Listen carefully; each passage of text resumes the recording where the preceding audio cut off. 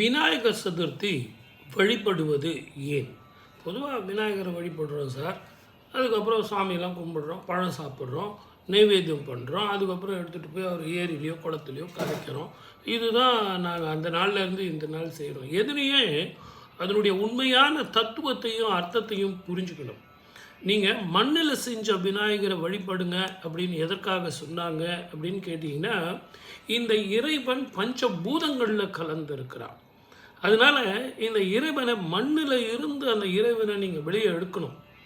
அந்த மண்ணில் செய்யப்பட்ட விநாயகரை தெய்வமாக ஆவாகனம் செஞ்சு தெய்வமாக பூதிச்சு 3 நாள் வச்சுருந்து அப்போ நீங்கள் அலங்காரம் பண்ணுற பொருட்கள்லாம் என்னன்னு பாருங்கள். அற்புதமான பொருட்களாக இருக்கும். வெள்ளருக்கு மாலை, அதே மாதிரி வன்னி இலை, பத்திரி புஷ்பங்கள்,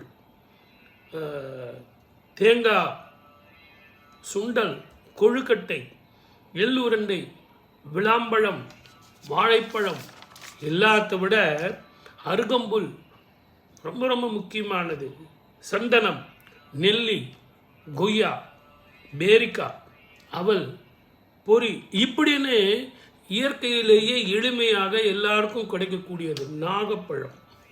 இப்போ எல்லாம் சுகருக்கு சாப்பிட்றோம். இதெல்லாம் வச்சு நம்ம சுவாமிக்கு படைக்கிறோம். ஆனால் இதையும் எடுத்துக்கிட்டு வெள்ளருக்கு மாலையோடு அந்த விநாயகரை ஏரிகளில் எடுத்துகிட்டு போய் கரைப்போம். என்ன சார் நீங்கள் பூஜை பண்ணிவிட்டு சுவாமியை போய் கரைக்க சொல்கிறீங்களே அப்படின்னு நீங்கள் விதண்டாவாதம் பண்ணாமல் பெரியவங்க சொன்னதை கேட்டு நம்ம செஞ்சோம். ஏன் செஞ்சோன்னு தெரியுங்களா?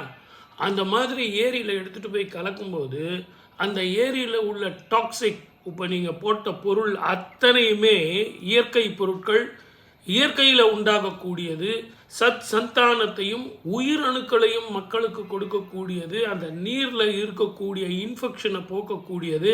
அந்த ஏரி தண்ணி எங்கே போவோம்? பயிர் வைக்கிறதுக்கு வயல்வெளிக்கு போவோம். அந்த வயல்வெளியில் என்ன பண்ணுவாங்க? பயிர் வைப்பாங்க. அந்த பயிரில் இருந்து கிடைக்கக்கூடியது என்ன அப்படின்னா நல்ல சத்தான உணவு கிடைக்கும்.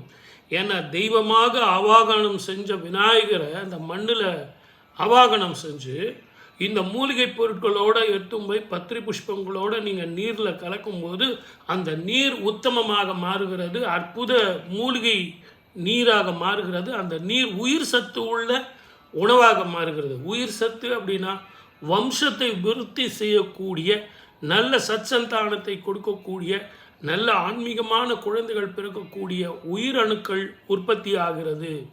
விநாயகர் சதுர்த்தியினுடைய உண்மையான அர்த்தம் இதுதான். இன்னும் தோப்புக்கரணம் ஏன் போடுறோம்? அடுத்த எபிசோடில் பாருங்கள். இப்போ சப்ஸ்கிரைப் பண்ணுங்கள், ஷேர் பண்ணுங்கள்.